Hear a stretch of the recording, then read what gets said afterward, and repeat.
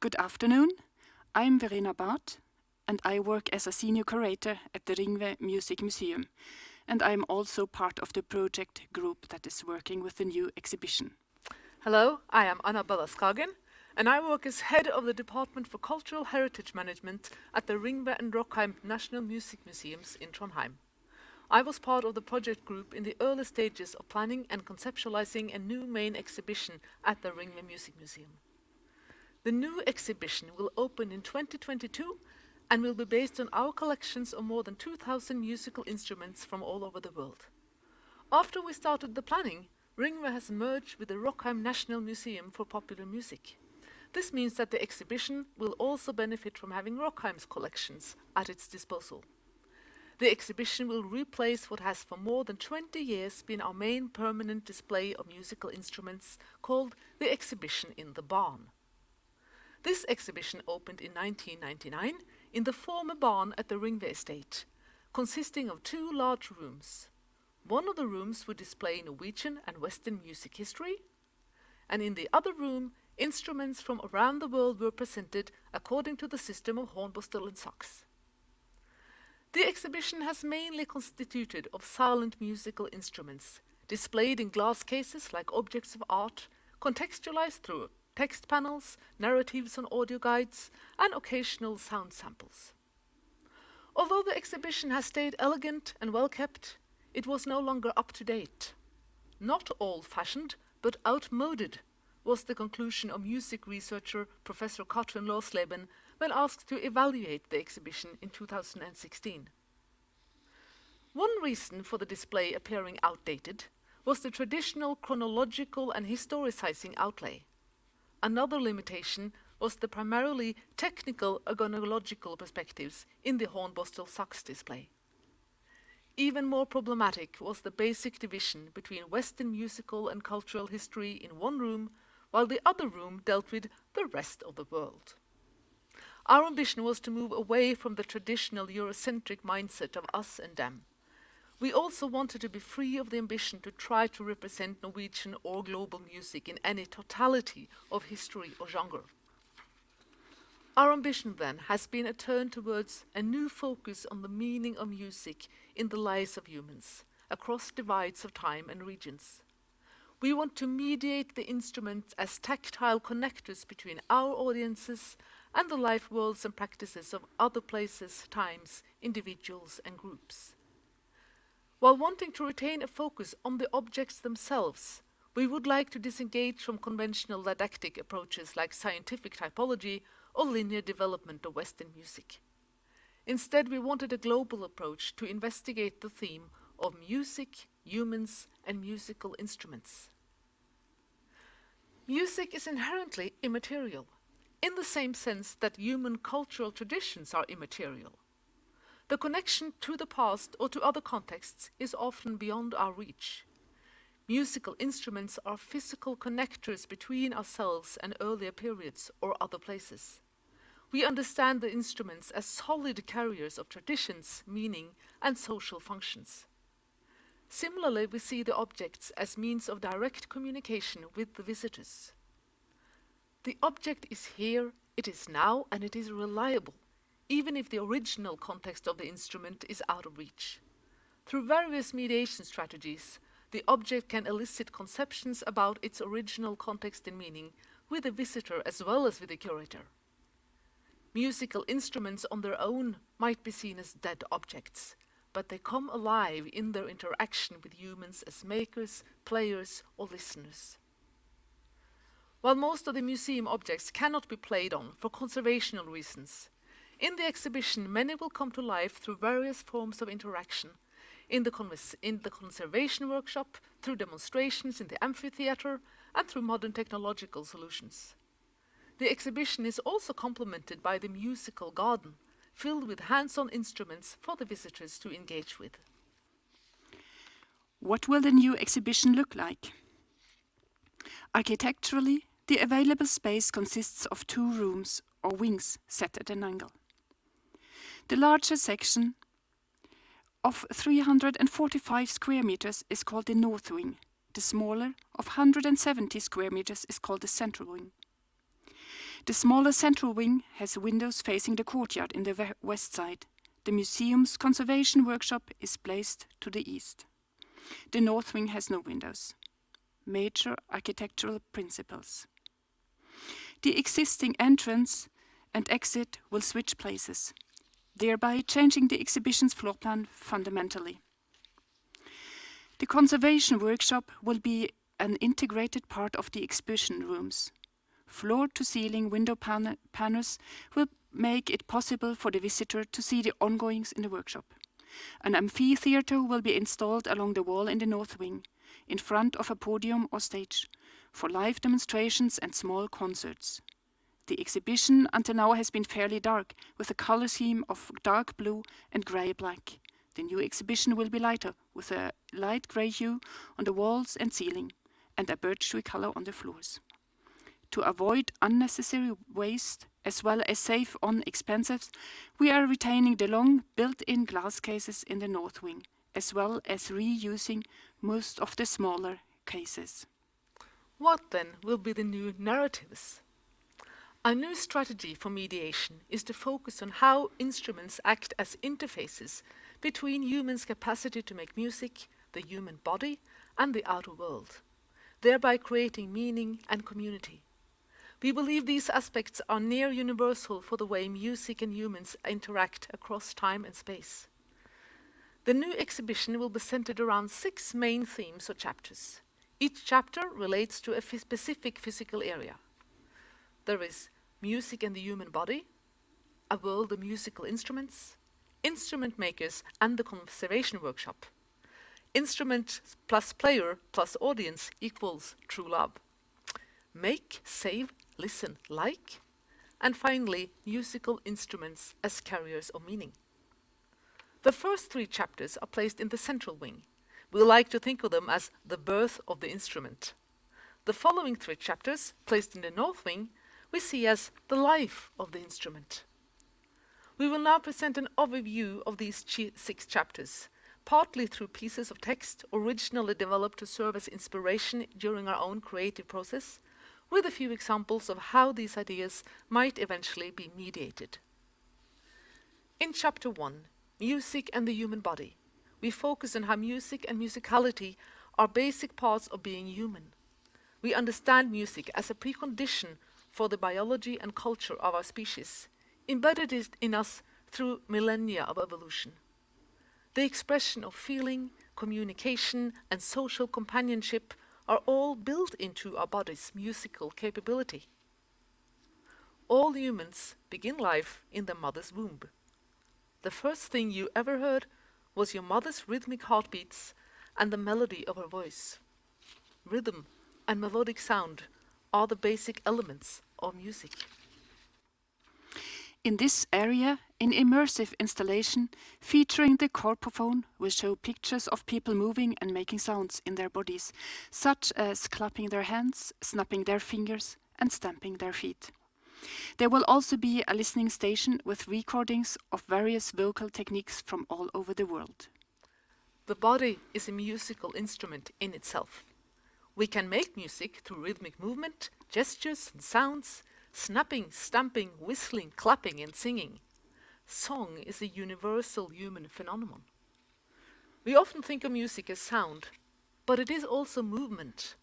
When someone claps their hands, we join in. Pulse and breathing, the movement of the body and mind, are closely connected. Many languages use the same word for dancing and music.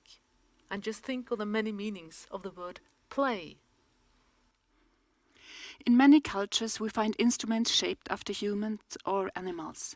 This chapter demonstrates examples of this, including anthropomorph and zoomorph musical instruments, such as this African drum or this Norwegian langelek, where we see a clear physical affinity between the body and the instruments. In Chapter 2, A World of Musical Instruments, we investigate what musical instruments are and why they look and sound the way they do. Our innate musical potential has a much wider register than the body can produce on its own. Instruments can bang, shriek, honk, tinker, or pipe.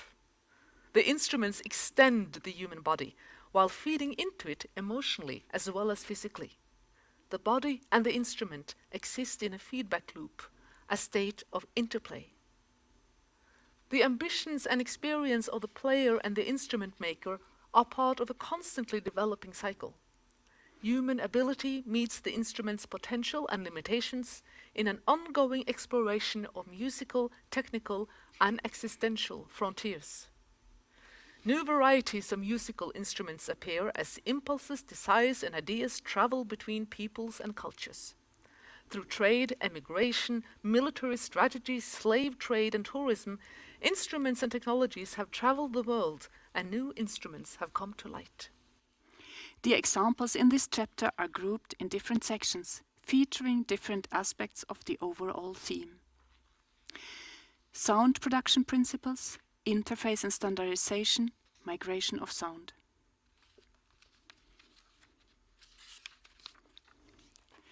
The first section will be dedicated to sound production principles. It is about how sound is made and shaped in different ways in different types of instrument, such as wind, string, membrane instruments, ideophones and electrophones. The second section is dedicated to the interface between player and instrument. This section will show unusual combinations to help distinguish the basic technology of sound production from the specific interface between player and instrument. The examples show how different types and keys and valves offer the player means to vary the sound. This also relates to the development of standardization of tempering and intonation. The third section is dedicated to the migration of sound. One of the several examples shown is how the principle of resonant strings has traveled from the east to the west. In this way, we try to emphasize connections across cultures rather than focus on national or regional differences. Chapter 3 is dedicated to instrument makers and is also featuring the conservation workshop. In this section, we are putting an authentic violin workshop on display, with a number of material, samples and tools. We are also showing an Amati violin, representing an ideal which has endured through the centuries. In addition, violins of different materials and unconventional forms are displayed to represent the wide range of variation.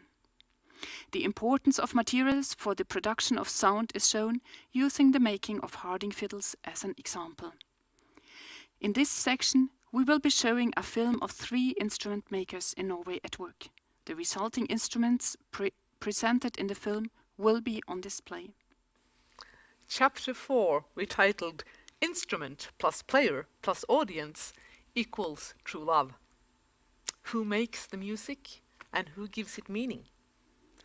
Musical instruments should be played. The musician makes the instrument come alive with music, but who imbues the music with meaning? When a musician starts playing an instrument, the instrument becomes part of the music. The instrument and the musician inform each other through the technical prerequisites, traditions, and individual histories. In addition, the listeners interpret the music, giving it meaning based on their own lives and frames of reference. With live music, musicians and listeners are present in the same space. The space affects the music as well as our experiences of it. Music is relational, and the experience is individual as well as social. The stage, music in space, and the arena as mediator of music. With the aid of an installation of sound showers in connection with the amphitheater and stage, we would like to address the audience's expectations of different localities for the live presentation of music. The purpose is to use the visitors' expectations of the stage filling with music as a tool for mediation. Behind the stage, there will be images of 6 actual musical arenas in Trondheim and Norway. In this way, we are hoping to connect the theme of the chapter to visitors in a personal way. The work in progress title for Chapter 5 is Make, Save, Listen, Like.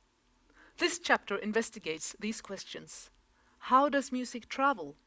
How do we retain its memory? And how may music live on, freed from the human body? All music is world music. As people have traveled, music has traveled with them. Music can also travel on its own. Through trade, along mail routes and train tracks, by ship and cable, written music, records and digital signals travel the world. All kinds of technologies, from handwritten scores to digital streaming, have been used to store music. In this way, music and musical culture take part in a global network, exchanging notes, impulses, money and objects. This chapter centers around the overlapping timelines of 6 basic groups of technology for making, storing, listening to and enjoying music. In this way, we show how different musical practices interconnect, trying to avoid the projection of technological determinism. The sections in this chapter are different techniques of notation, from the earliest examples to tabulatur to mass-produced prints, mechanical instruments, from the musical clock of the 18th century to the barrel organ of the 19th and the self-playing piano around the turn of the century. Acoustic recordings, from the phonograph and gramophone to Norwegian and international record companies around 1925. Electric recordings, amplified sound and reproduction through loudspeakers by telephone, radio, talkies and gramophone from 1925 on. Magnetic tapes and multitrack recordings, LPs and sound cassettes after the Second World War. And finally, digital recording and virtual mediation, MIDI records, CDs, the internet and Spotify. And finally, chapter 6, musical instruments as carriers of meaning. What do musical instruments signify? What are the cultural meanings of different types of instruments? A drum, a grand piano, or a pair of castanets? While musical instruments are tools, they are also messengers. They create sound and they create meaning. When instruments are made or played, it takes place within a specific society and culture. The traditions and values of the society become part of the instrument. A musical instrument can relate what is deemed important or beautiful within a culture, who has power, what is sacred, even what is laughable. In this last section, we have chosen 6 topics we believe are relevant to human culture across borders of time and geography. A wide variety of instruments will be on display, contextualized according to the particular topics by means of text, sound samples, video, audio guides and mediation by museum guides. The sound of play, communicating with animals, music of the marching bands,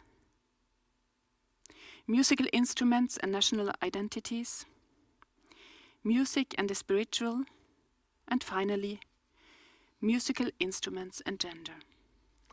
This is still a work in progress.